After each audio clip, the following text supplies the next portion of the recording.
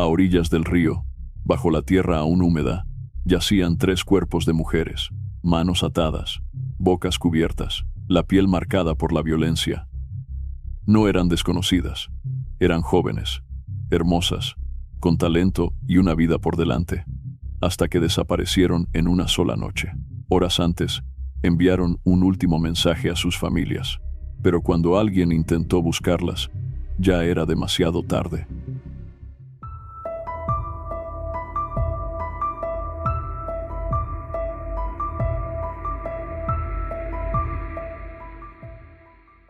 Juliana Macías, Nayeli Tapia y Denise Reina, originarias de Santo Domingo, Ecuador, eran 3 jóvenes con una estrecha amistad, unidas por sus sueños y pasiones en común.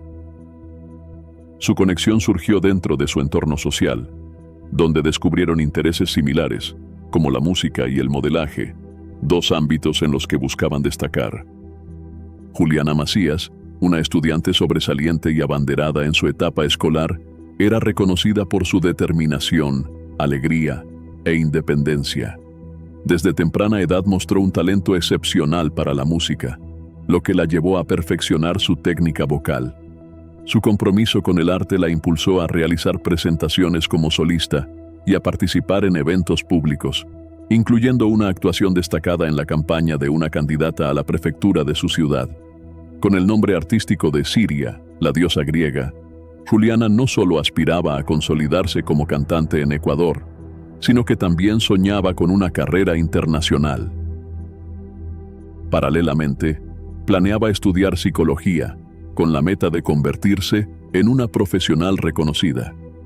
A sus 21 años, ya se había independizado y vivía con su abuela mientras avanzaba en sus proyectos musicales junto a Denise. Nayeli Tapia, por su parte, vivió en Santo Domingo antes de mudarse a Quito, donde compartía su hogar con su hermana y su hija de 4 años.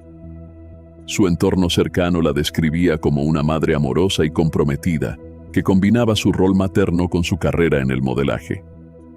Con una personalidad cálida y entusiasta, Nayeli tenía la firme intención de emigrar a España en busca de mejores oportunidades, demostrando su determinación por alcanzar un futuro próspero para ella y su hija. Denise Reina, al igual que sus amigas, se crió en Santo Domingo y se distinguía por su carácter conciliador, generoso y bondadoso. Era una joven con una profunda vocación de servicio, siempre dispuesta a ayudar a quienes la rodeaban. A los 19 años, Denise estudiaba el 3er semestre de Ingeniería Agropecuaria en una universidad estatal. Desde pequeña, había sentido una gran pasión por los animales y soñaba con abrir su propio consultorio veterinario o trabajar en el sector ganadero. Sin embargo, debido a circunstancias inesperadas, sus planes tomaron un giro distinto y decidió enfocarse en terminar su carrera universitaria para luego viajar a Estados Unidos en busca de un mejor futuro. Al igual que Denise, Nayeli y Juliana eran jóvenes llenas de sueños, con aspiraciones que querían hacer realidad, pero el destino les tenía preparado un final trágico que nadie podía imaginar. Todo ocurrió el martes 4 de abril de 2023, cuando sus vidas tomaron un rumbo que terminaría en una pesadilla. Esa mañana, alrededor de las 9, un vehículo negro llegó a la casa de Denise para recogerla. La joven había recibido una invitación para ir a un hotel llamado Casa Blanca, ubicado en una provincia cercana. Sin embargo, algo en su interior parecía inquietarla, como si presentara que algo no estaba bien. A pesar de sus dudas, terminó accediendo al plan. Luego de ser recogida, el automóvil se dirigió hasta el lugar donde estaba Nayeli, quien tenía 22 años y había llegado a la ciudad desde Quito. Ambas pasaron la tarde juntas en la casa de Denise y después de pensarlo, decidieron confirmar el viaje. Avisaron que irían a la playa con unos amigos, sin imaginar que sería la última vez que sus familias tendrían noticias de ellas. Más tarde, cuando la noche cayó, el mismo vehículo pasó por Juliana, de 21 años, quien le mencionó a su abuela que iba a encontrarse con una amiga. Para entonces, las 3 ya estaban juntas y listas para la salida. Sin embargo, Durante el transcurso de la noche, algo inquietante ocurrió. A las 11:10 de la noche, Nayeli envió a su hermana su ubicación en tiempo real, con un mensaje que insinuaba una sensación de incertidumbre. Te la envío por si acaso. Ese fue el último mensaje que su familia recibió de ella. Al mismo tiempo, Denise también tuvo un presentimiento extraño. Durante esa misma noche, le escribió a una amiga diciéndole que sentía que algo malo estaba por suceder. En su mensaje, dejó claro su temor y le pidió que, si algo le pasaba, nunca olvidara cuánto la quería. Más tarde, ya en la madrugada del 5 de abril, un familiar de Denise recibió otro mensaje en el que la joven mencionaba nuevamente que estaba con Nayeli y unos amigos. Mientras tanto, Juliana compartió una historia en su cuenta de mensajería instantánea. En el video se las veía a las tres cantando dentro de un automóvil, como si fuera una noche cualquiera. Después de esa noche, todo se convirtió en incertidumbre. Ninguna regresó a casa y desde ese momento, sus familiares perdieron todo contacto con ellas. El miércoles 5 de abril de 2023, Paulina Rueda, una tía muy cercana a Juliana y activista por los derechos de la mujer, tomó la iniciativa de denunciar ante las autoridades la desaparición de su sobrina. La preocupación crecía entre los familiares de las tres jóvenes, ya que ninguna de ellas había regresado a casa, ni respondía mensajes o llamadas. Sin embargo, al día siguiente, jueves 6 de abril, ocurrió un hallazgo que estremeció a todos. Un hombre que se encontraba pescando junto a otras personas en la orilla de un río, realizó una llamada de emergencia tras notar algo inusual. Según su testimonio, un perro que estaba cerca comenzó a olfatear intensamente la tierra en un punto específico, como si hubiera detectado algo. Al acercarse, el grupo percibió un fuerte olor putrefacto y con mayor atención, descubrieron lo que parecía ser un cuerpo enterrado. Las autoridades llegaron rápidamente al lugar y, tras comenzar a remover la tierra, se toparon con una escena macabra. No se trataba de un solo cadáver, sino de tres. Al ir desenterrándolos, constataron que los cuerpos estaban maniatados, presentaban signos evidentes de tortura y tenían heridas provocadas por armas punzocortantes, posiblemente machetes. Luego de completar la exhumación de los cuerpos, estos fueron trasladados a medicina forense para realizarles las autopsias correspondientes e intentar identificarlos. Cuando finalmente se confirmó que los restos pertenecían a Juliana, Nayeli y Denise, las autoridades informaron a sus familias. La noticia resultó devastadora, pues muchos de sus seres queridos aún mantenían la esperanza de que las jóvenes pudieran aparecer con vida, o que de alguna manera regresaran a casa como siempre lo habían hecho. Entre el dolor y la desesperación, los familiares de las víctimas acudieron a la morgue para confirmar sus identidades. Paulina Rueda, quien estuvo presente en todo momento, hizo los trámites necesarios para reclamar el cuerpo de Juliana. Debido al avanzado estado de descomposición, solo pudieron reconocerla por los dedos de sus pies. En medio de la angustia, los parientes de las tres jóvenes aprovecharon el encuentro para compartir la información que cada uno tenía sobre la noche del 4 de abril, intentando reconstruir lo sucedido antes de su desaparición. Entre los detalles más inquietantes, se mencionó la posibilidad de que los responsables del crimen hubieran rociado algún tipo de sustancia química sobre los cuerpos, con el fin de acelerar la descomposición. Sin embargo, cuando se le preguntó al vocero de las autoridades que llevaban el caso, este evitó dar declaraciones al respecto, argumentando que los resultados de los exámenes forenses eran parte de un expediente reservado.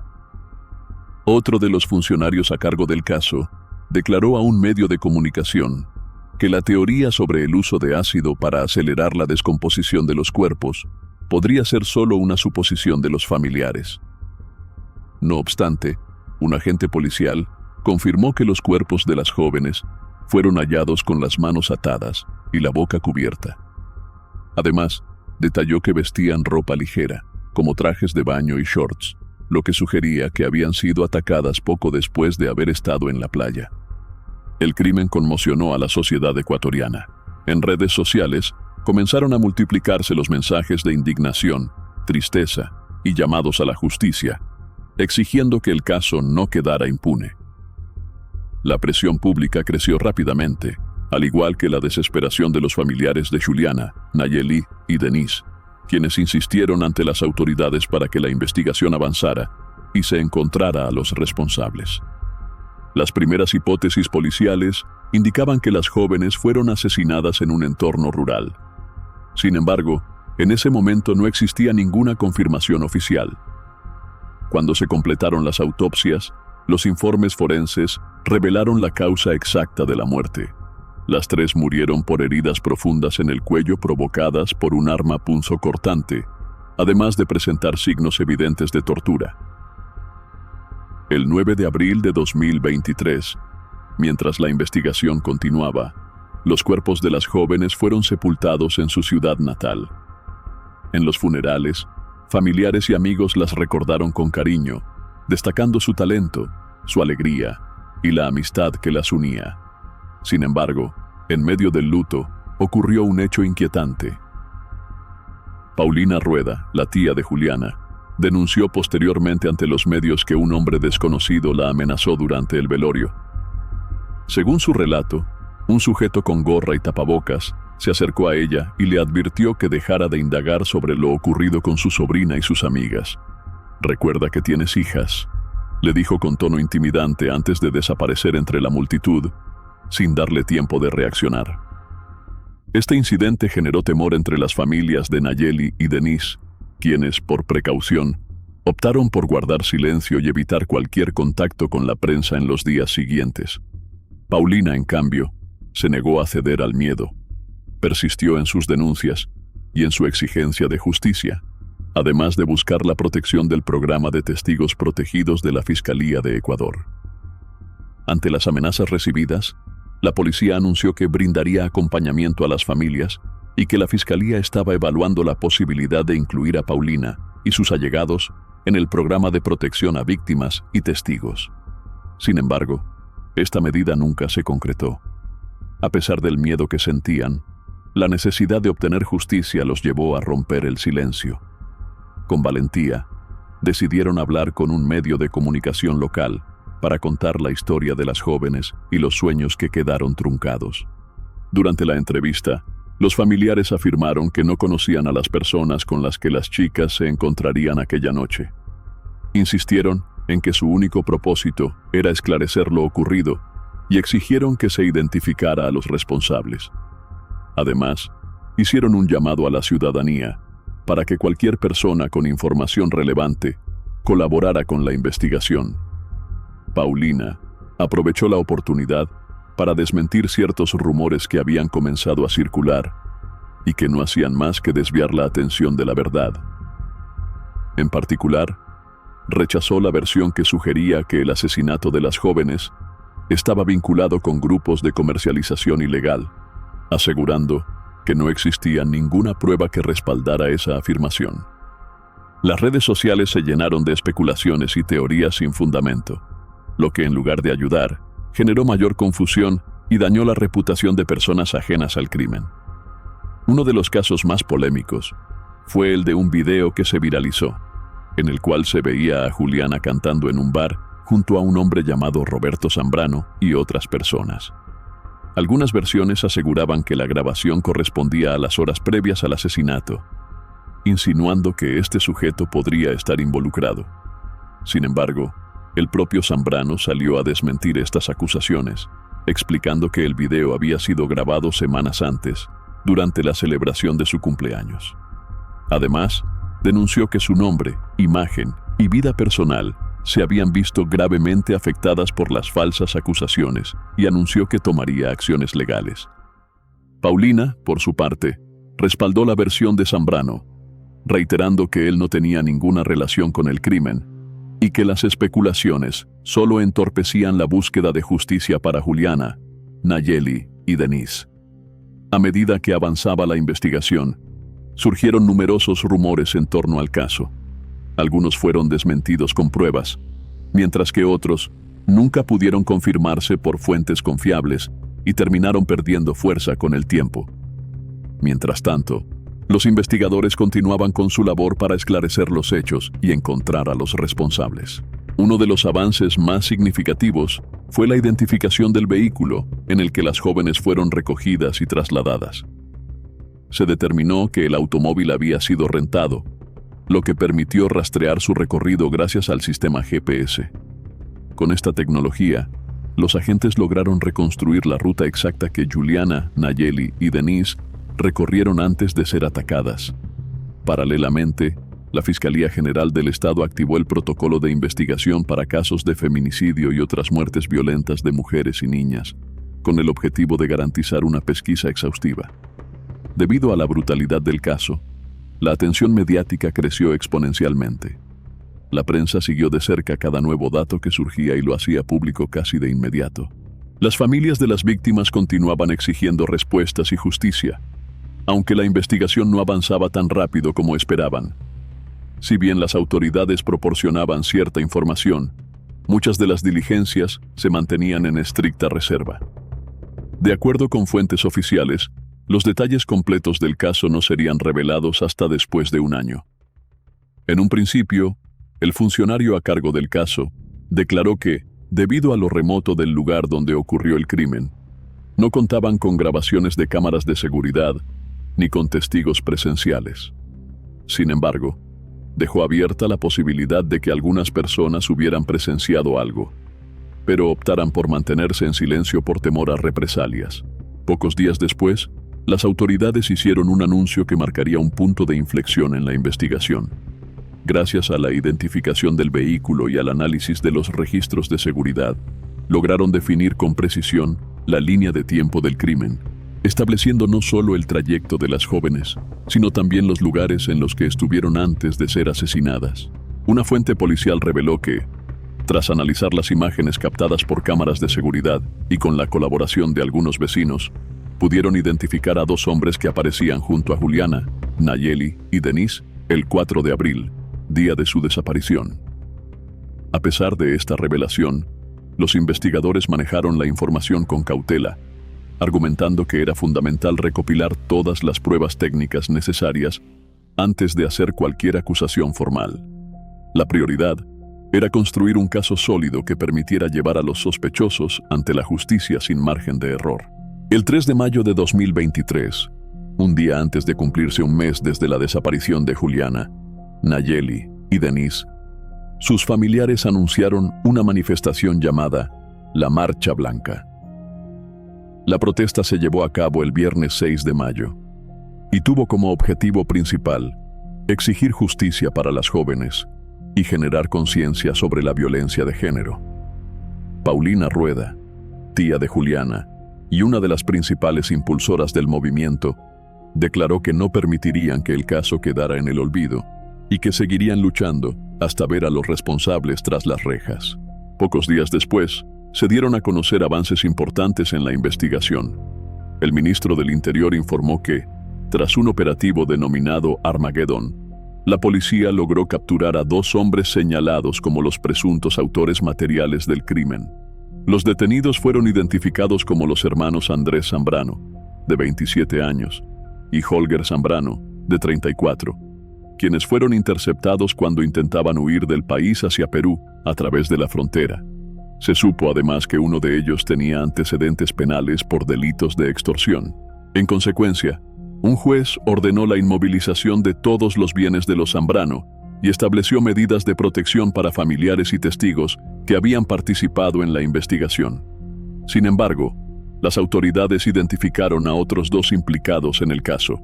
Uno de ellos era Omar Ordóñez, un hombre cercano a los hermanos Zambrano, quien fue localizado en noviembre de 2023 en una provincia cercana al sitio donde los otros sospechosos fueron capturados.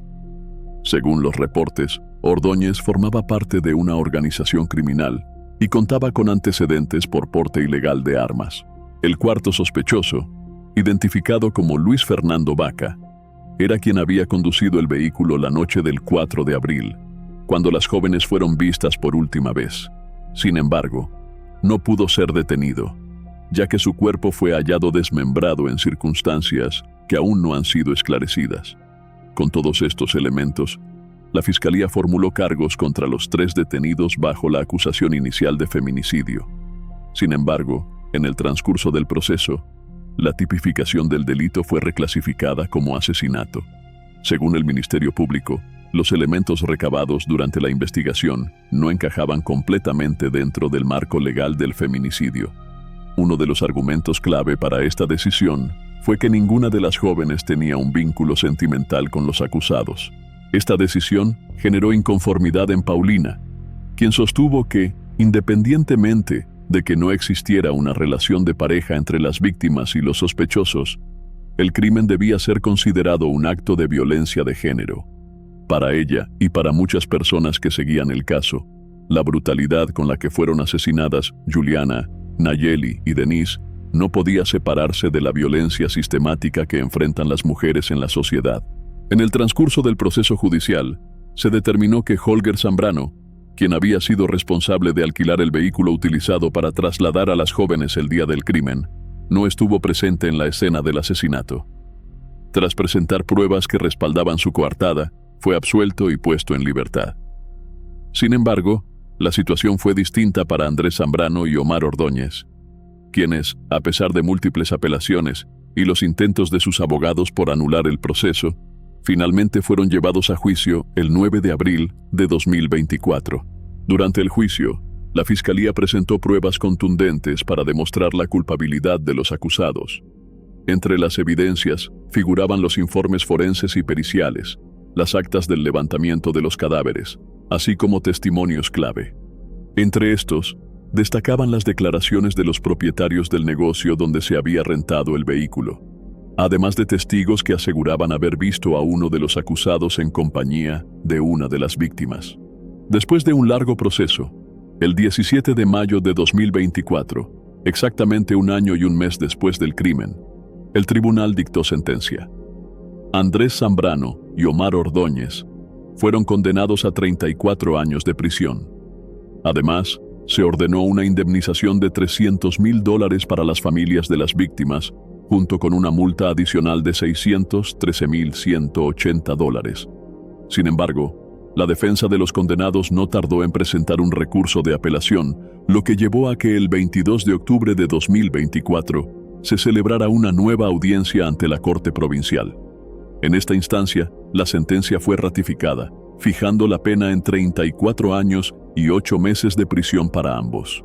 A la salida del tribunal, Paulina Rueda expresó que el proceso había durado más de una hora y que, a pesar del dolor, la familia sentía alivio y satisfacción al ver que la justicia estaba cumpliéndose. No obstante, el caso aún no estaba cerrado del todo. Poco después, los abogados defensores de Andrés y Omar anunciaron que llevarían la apelación a la Corte Nacional de Justicia, la última instancia legal en Ecuador. Este crimen dejó una profunda huella en la historia del país, no solo por la brutalidad con la que fue cometido, sino también por las víctimas.